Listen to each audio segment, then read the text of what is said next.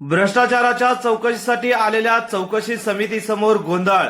चौकशी करू न दिल्याने समिती आली तशीच परतली.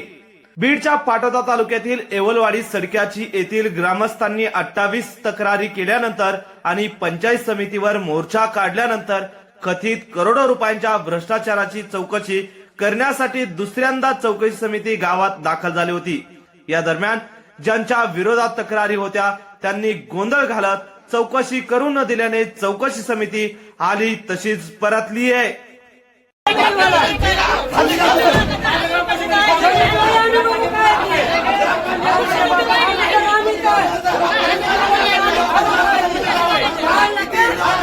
आम्ही व्हिडिओग्राफी केली असून वरिष्ठांकडे सविस्तर अहवाल सादर करणार असे चौकशी समितीच्या अध्यक्षांनी सांगितले.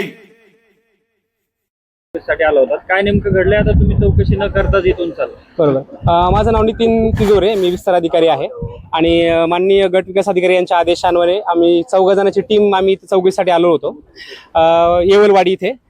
परंतु येवलवाडीचे जे सर्व ग्रामस्थ आहेत त्यांनी गोंधळ घातलेला आहे आणि तक्रारदार आणि पुढचे जे ज्यांच्यावर तक्रार आहे या सर्व लोकांनी आम्हाला चौकशी करू दिली नाही. कारण आम्ही हे डॉक्युमेंट्स पाहत होतो, व्हेरीफाय करत होतो, परंतु त्यांनी आम्हाला गोंधळामुळे आम्हाला चौकशी करता आली नाही. आणि मग आज नेमकी काय तक्रारी आहेत या लोकांच्या तक्रार केलेल्या? आमच्याकडं MREGS मध्ये घोटाळा झालेला आहे अशी तक्रारदारांची तक्रार आहे, त्याविषयी आम्ही आलेलो होतो. आता पुढचं काय नेमकं तुम्ही आता इथून आता आम्ही सादर केला जाईल किंवा पुढची काय कारवाई केली जाणार? आम्ही आमचा हा अहवाल मान्य गट विकास अधिकाऱ्यांना देऊ की काय काय परिस्थिती आहे. आम्ही त्याचा व्हिडिओग्राफी पण केलेली आहे चौकशी दरम्यान. मग त्याच्यानंतर व्हिडिओ साहेब निर्णय घेतील. या संदर्भात काय पोलीस संरक्षण किंवा गोंधळ झाल्याचं दिसतंय. यापूर्वी देखील समिती येऊन तुमची गेली, त्यावेळेला देखील गोंधळ झाला. त्या संदर्भात पुढे काय नेमकं आता तुमचा अहवाल सादर केला? सर, आम्ही अहवाल हाच करणार आहे की ही चौकशी आता होऊ शकली नाही. नंतर पोलीस संरक्षणाचा निर्णय मान्य गट विकास अधिकारी हेच घेतील. घडला, तुम्ही मोर्चा देखील काढला होता आणि आज पुन्हा चौकशी समितीतून निघून गेले. काय प्रकार घडलाय आणि काय तुमच्या तक्रारी आहे? मी अशोक अर्जुन येवले, गाव येवलवाडी. मी पंचायत समितीवर मोर्चा पण काढला होता. ही समितीला ही जी विरोधी पार्टी लोक आहेत त्यांचा काय अधिकार नसताना सुद्धा ह्यांनी आज गोंधळ घालून ही समिती माघारी लावलेली आहे. ह्या समितीला ही पाठीमागे पण PTO गैरहजर असल्यामुळे समितीला काम करता आलं नाही. किती महिन्यापूर्वी तुम्ही तक्रार केली आहे? काय नेमक्या तुमच्या तक्रारी आहेत आणि कधीपासून या समितीला चौकशी केली जाते? 3 महिन्यापासून तक्रारी आहेत आणि तक्रारी बरोबर तक्रार अर्जाबरोबर जेवढ्या योजना असतील तेवढ्या तक्रार अर्जाला जोडून दिल्यात आणि विदाऊट शेतकऱ्याच्या नावावर चोरून योजना काढल्यात. त्याचं पेमेंट पण त्यांनी उचललेलं आहे. त्याच्या विरोधात सुद्धा हायकोर्टात सुद्धा मी कंप्लेंट दिलेली आहे आणि आयुक्ताला पण दाखल केलेलं आहे वकीलपत्रात. आतापर्यंत किती गावातून तक्रारी झाल्यात आणि त्या अनुषंगाने काही चौकशी करता आली आहे का चौकशी समितीला? आणि किती चौकशी समित्या बदलल्या? आतापर्यंत 28 अर्ज आहेत हायकोर्टामध्ये. चौकशी समिती बदलली आहे, किती वेळेस बदल झाला आणि चौकशी समितीला काही चौकशी करता आली का आजपर्यंत? पहिल्यांदा चौकशी समिती आली त्यावेळेस त्यांच्याकडे PTO नसल्यामुळे आणि रोजगार सेवक नसल्यामुळे चौकशी करता आली नाही. आणि आज चौकशी समिती पूर्ण आलती तर त्या अनुषंगाने समोरच्या जी विरोध पार्टी आहे त्यांनी ग्रामपंचायत मध्ये राडा करून त्यांचा येण्याचा अधिकार नसताना सुद्धा त्यांनी एवढा मोठा गदारोळ करून समितीला परत जायची वेळ आली आहे. आता काय तुमचं काय पुढचं काय आंदोलनाची दिशा? मी कलेक्टर साहेबाला निवेदन दिलेलं आहे. मी उद्या कलेक्टर ऑफिसला टाळाठोक आंदोलन करणार आहे. दरम्यान तक्रारदार 1 कोटी रुपयांची मागणी करत असल्याचा आरोप सरपंचांनी केलाय. आली होती आणि तुमच्यावरती आरोप होत आहेत की तुम्ही चौकशी समितीला कामकाज करू दिलं नाही आणि म्हणून चौकशी समितीतून निघून गेली. चौकशी समितीला बोलून घेऊन मी स्वतः बसवून घेतलं तरी पण ते समोरचेच येऊन बोंबलत होते की हे नाही जमत आणि ते नाही जमत. त्यांनीच रावंदाळा घातला. यापूर्वी पण चौकशी समिती आली त्यावेळेस तसंच झालं. नाही त्यावेळेस पण त्यांनी तसंच केलं. म्हणजे नुसतं धिंगाणा घालणे आणि निघून जाणे एवढा धंदा करतात ते. तक्रार ज्यांनी केली त्यांच्याकडून सगळं होतं. तो विशेष नाही काही.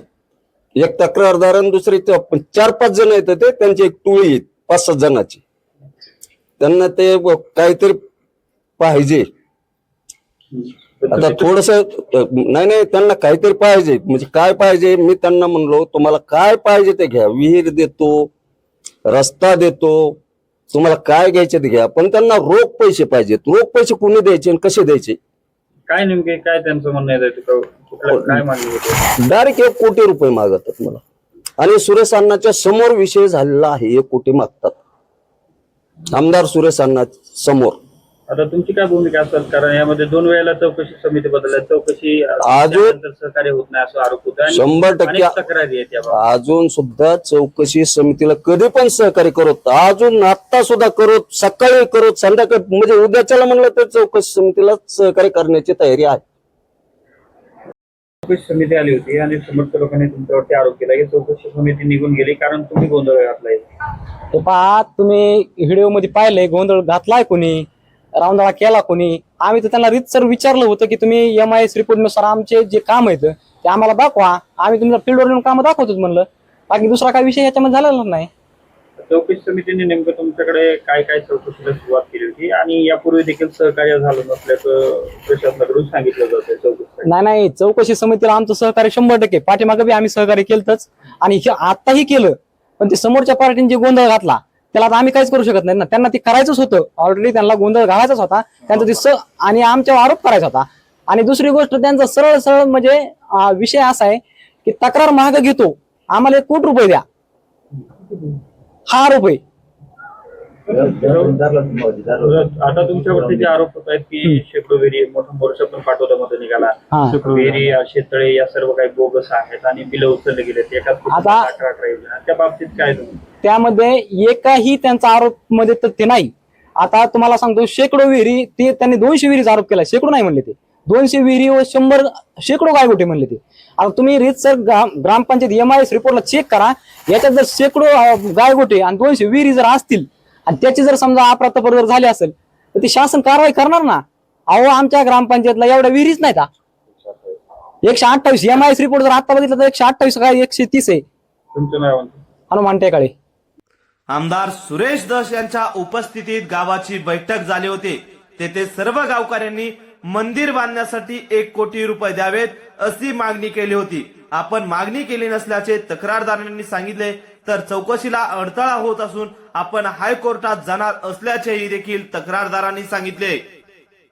येऊन गेल्याच्या नंतर आता तुम्ही ज्या पद्धतीने आरोप केला त्यावरती सरपंच आणि ग्रामपंचायतच्या काही लोकांकडून तुमच्यावर आरोप होतोय की तुम्ही 1 कोटी रुपयांची त्यांना खंडणी मागितली किंवा डिमांड केली. असा काय नेमका प्रकार घडला होता? मी काय डिमांड वगैरे मागितलं नाही किंवा खंडणी वगैरे काय मागितलेली नाही. आमच्या गावामध्ये बैठक होती, त्या बैठकीत सर्व नागरिकांच्या आणि आमदार साहेबांच्या समोर झालेला विषय, मंदिराच्या कामासाठी 1 कोटी रुपये त्यांच्याकडनं घ्यावा अशी मागणी होती गावकऱ्यांची. म्हणजे तुमच्या तक्रारीच्या संदर्भात किंवा हा विषय तिथपर्यंत काही तक्रारीचा वगैरे खंडणीचा याचा काही विषय नाही किंवा म्हणजे कुठलेही पैसे त्यांच्याकडून मी मागणी असं माझं मी सेपरेट काही केलेलं नाही. जे विषय झाला किंवा माग 27 तारखेला आमदार साहेबांची बैठक होती, त्या बैठकीमध्ये सर्व गावकऱ्याच्या वतीने झालेला विषय आहे. आणि जर आता तुम्ही हायकोर्टात सुद्धा दावा घेणार असल्याचं ते काय नेमकं तुम्ही कोर्टामध्ये या संदर्भात दाखल करणार आहेत? कारण आता चौकशी समिती 2 वेळेला येऊन गेली, मात्र विरोधकांनी तिथे गोंधळ घालून पाठवल्याचं. हायकोर्टात मी पूर्ण कागदपत्रे 8 त्यांच्या जेवढ्या योजना आहेत तेवढं सर्व वकील साहेबांपाशी दाखल केलेलं आहे.